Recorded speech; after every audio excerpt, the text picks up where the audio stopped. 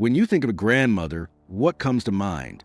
A warm smile, a tray of cookies, maybe some knitting needles and bedtime stories filled with love. She's the heart of the home, the one who spoils the grandkids and never raises her voice. But what if that image was a lie? What if behind those soft eyes was a mind capable of murder, manipulation, and pure evil? A woman who buried more than just secrets in her backyard. This isn't fiction. This isn't a horror movie. This really happened. And it all unfolded behind the lace curtains of a quiet, two-story home in Sacramento, California.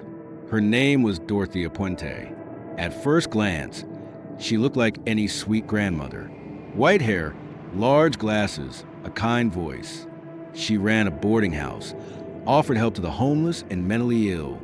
To neighbors, she was an angel of mercy. But the truth? She was systematically drugging her tenants, murdering them, and burying their bodies in the garden, while collecting their Social Security checks month after month. 9 victims, maybe more, and yet she blended in perfectly. No one suspected a thing, because no one wants to believe that grandma could be a serial killer.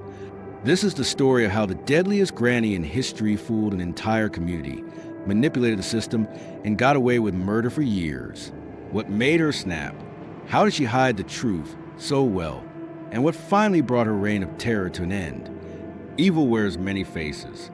Sometimes it smiles at you through a window. Stay with us, because by the end of this video, you won't just question what she did, you'll question how many others like her are still out there, smiling, serving tea, and hiding something dark behind every doily.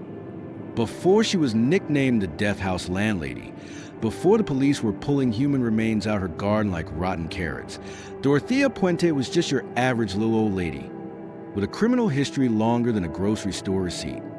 Let's rewind. Born in 1929 in Redlands, California, Dorothea Helen Gray did not exactly have a leave-it-to-beaver childhood. Her parents died when she was young. She bounced around in foster care, and, like a true overachiever, she jumped into a life of crime early. Fake checks, fake identities, fake lives. Honestly, if forging documents were an Olympic sport, she would have had gold by 57. Now, Dorothea wasn't just a criminal. She was a creative one. Over the years, she reinvented herself more times than Madonna. She was a nurse, a caregiver, a charity worker, a loving wife multiple times over. And by loving wife, I mean married several men who somehow all ended up either divorced, dead, or very, very broke. By the 1980s, she had settled into her final and most chilling role, the kindly old landlady of 1426 F Street, Sacramento. Picture it, lace curtains, potted plants, a vintage rotary phone. The kind of place where you'd expect to find a tabby cat napping in the sun, not human remains under the rose bushes. Dorothea opened her home to the vulnerable, people on government assistance, mentally ill individuals, the elderly, the sick. She played the part perfectly, always smiling, always polite. She'd make her tenants dinner, help them fill out their benefits paperwork, and occasionally poison them, bury them in the yard, and keep cashing their Social Security checks like it was business as usual. You have to give her this. She ran that operation like a small business. Rent was always on time, rooms were always full, and the backyard was, well, we'll get to that. She even donated to local charities, attended church, with those big glasses that screamed, "I'm harmless, officer, I bake cookies, not commit murders." Spoiler, she was absolutely committing murders. And the best part? The neighbors adored her. One even said, and I quote, she was a saint, so sweet, always tended her garden. Yeah, about that garden? See, Dorothea had a green thumb. And by green, I mean deeply unsettling. Because while the geraniums were thriving above ground, the bodies of her tenants were decomposing just beneath them. You know something's wrong when the fertilizer is fighting back.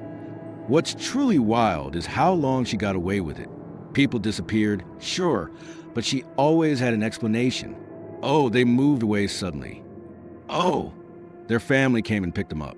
Oh, they're in the hospital somewhere, I think. And somehow people believed her. I mean, who's going to question grandma, right? Wasn't until 1988, years after the murders began, that someone finally raised an eyebrow. A social worker came by asking about one of the tenants, and Dorothea's answer was, let's just say, suspiciously vague. The police got involved. They dug up the yard. One body turned up, then two, then three. By the time they were done, 7 bodies were pulled from the soil like evil Easter eggs. And what did Dorothea do when the heat was on? Did she confess? Break down in tears? Nope. She fled, put on a gray wig, hopped a bus to Los Angeles, and went straight to a bar, because apparently even serial killers need a drink sometimes. A bartender recognized her from the news and turned her in. The jig was up, but let's be honest, it was one heck of a run. So, who was Dorothea Puente? She was a con artist, a chameleon, a grandma with a garden of death, a woman who played the role of caretaker while acting as executioner. She fooled the system, the government, her neighbors, and her own tenants, all with a smile on her face and a shovel not too far away. And the wildest part, she never really saw herself as evil. In court, she insisted she was just helping. By 1988, the house at 1426 F Street had hosted more disappearances than a Vegas magic show, and no one was asking questions. That is, until one woman refused to let things slide. Meet Judy Moise. She was a social worker assigned to care for one of Dorothea Puente's tenants, a man named Bert Montoya. Bert was developmentally disabled, sweet-natured, and completely reliant on Dorothea for his care, which, as we now know, was about as safe as trusting a fox to babysit your chickens. One day, Bert just vanished. No goodbyes, no forwarding address, no phone call. And when Judy asked Dorothea where he went, the excuses were flimsier than a dollar store umbrella. He moved to Mexico, she said. Or was it Utah? Her memory had more holes than her flower beds. Judy wasn't buying it. She pushed. She called police. And that, my friends, was the beginning of the end. Enter Detective John Cabrera. Now, John wasn't expecting a serial killer when he pulled up to the Daney boarding house, surrounded by rose bushes and American flags. He thought maybe there was elder abuse, some kind of fraud. Maybe Bert had been sent away without proper care. What he didn't expect was to find himself staring down at a human femur, poking out of the backyard. Yes, you heard that right.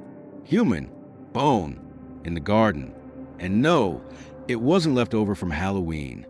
Police got a search warrant. They started digging.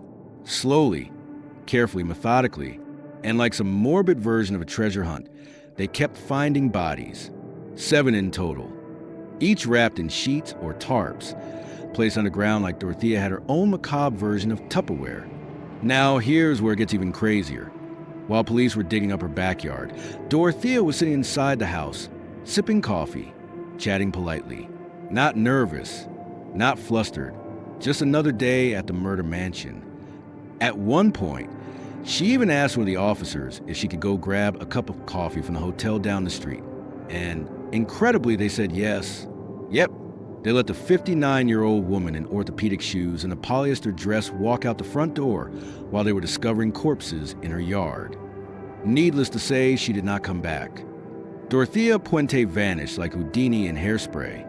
4 or 5 days, she was on the run. While her face was plastered all over the news, sweet granny turned garden ghoul, she was hiding out in a Los Angeles motel under a fake name, blending in with the elderly crowd like a pro. Her downfall? She started chatting up a man in a bar, told him her name was Donna, told him about her troubles with the police. Now this guy had seen the news. He recognized her. He called the cops. And just like that, the deadliest grandma in America was arrested without a fight. No dramatic shootout. No high-speed chase. Just a pair of handcuffs and a one-way ticket back to Sacramento. When they brought her in, she kept up the act, polite, charming, even smiled for the cameras like she was posing for a church directory photo. You'd think she was being honored at a community brunch, not charged with multiple counts of murder. But underneath the floral blouses and pancake makeup, the evidence was damning.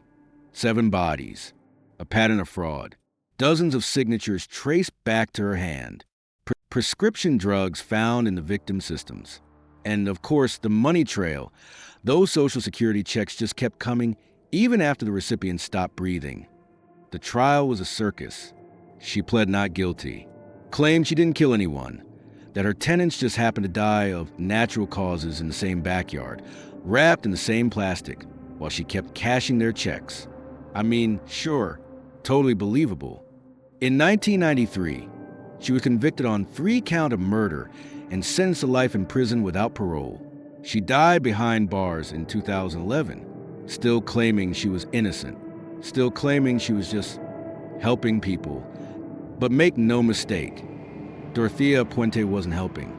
She was harvesting, smiling, nodding, collecting rent, and digging graves. Coming up next, we're peeling back the layers on the psychology of a killer. What drove this seemingly gentle grandmother to become one of America's most unsuspecting serial murderers? Was it greed, power, or something even darker? So, let's ask the question everyone's been thinking. What makes a sweet little grandma turn into a cold-blooded killer? Was Dorothea Puente born evil? Was she just an opportunist with no conscience? Or did something in her twisted life plant the seed for what would become a garden full of bodies? Psychologists, reporters, and true crime junkies have all tried to crack the code that was Dorothea. And let me tell you, her mind was just as layered as her disguises. Let's start with the basics. Dorothea was a classic manipulator. Textbook. Charm? Check. Sympathy card? Double check. And the ability to wear a mask so convincing. Even seasoned detectives didn't see the monster underneath. Triple check with a ribbon on top. But here's the disturbing part. She didn't look like a predator. She wasn't aggressive. She didn't fit the profile. She didn't scream or threaten or chase her victims with a weapon. No, she poisoned them slowly, gently. She lulled them into trust, then into silence, all while patting their hands and pouring them tea. Experts call this the caregiver-killer archetype. It's rare, it's terrifying, and Dorothea fit it like a tailored glove. She knew exactly how to pick her victims. The elderly, the mentally ill, the vulnerable, people who slipped through the cracks of the system and had no one checking on them. People the world wouldn't notice disappearing. And she used that invisibility to her advantage. She knew the bureaucratic blind spots. She forged documents like an expert. She kept mail coming and lights on in empty rooms. Her goal wasn't rage. It wasn't passion. It was cold, hard cash.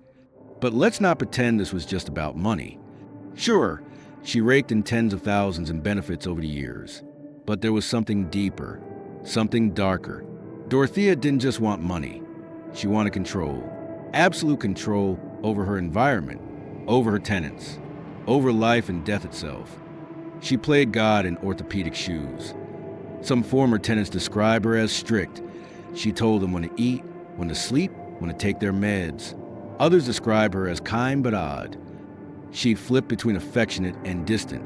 One moment she'd be folding your laundry. The next, she'd be asking disturbing questions about whether you had family or anyone who come looking for you. Let's be real. There's no official diagnosis stamped on Dorothea Puente's file, but many believe she showed signs of antisocial personality disorder. That's fancy psych talk for no empathy, no remorse, and a terrifying talent for manipulation. And here's where it gets spooky. Dorothea saw herself as a victim. Even after she was convicted, she insisted she was misunderstood. She said she only wanted to help. In her mind, she was providing a service, caring for people who had nowhere else to go. Only she forgot to mention that her version of care included sedatives, shallow graves, and fake signatures on stolen benefit checks. The scariest villains are the ones who don't believe they're villains at all. And Dorothea? She wore that delusion like a church hat. So what made Dorothea tick? It wasn't just one thing. It was a storm of factors: trauma, poverty, early exposure to crime, a lack of conscience, and a mind that learned early how to survive by pretending to be exactly what people wanted her to be. She was the ultimate wolf in wool cardigans. And that's what makes her so terrifying, because she didn't look like a killer. She looked like someone you'd sit next to at bingo night. And that's the point. Evil doesn't always come with a warning sign. Sometimes it knocks on your door, offers you a room, and tells you everything's going to be just fine. Coming up next, we're wrapping up this twisted tale with a look at Dorothea Puente's legacy, how she changed how we view elder care, why her house still draws curious eyes, and the chilling question that lingers to this day. Could there be more like her out there? The trial was over. The sentence was handed down. Dorothea Puente was locked away forever. But the story? It didn't end there. Because some ghosts don't haunt from the grave. They linger in the headlines, the court records, and the house where it all happened. Let's talk about that house. 1426 F Street, Sacramento, California. The infamous boarding house with the dainty curtains, flower boxes, and secrets buried 6 feet deep. After Dorothea's arrest, the home became a symbol, a reminder that evil can hide behind a smile, and that monsters don't always come with sharp teeth. They can come in orthopedic shoes and a lace collar.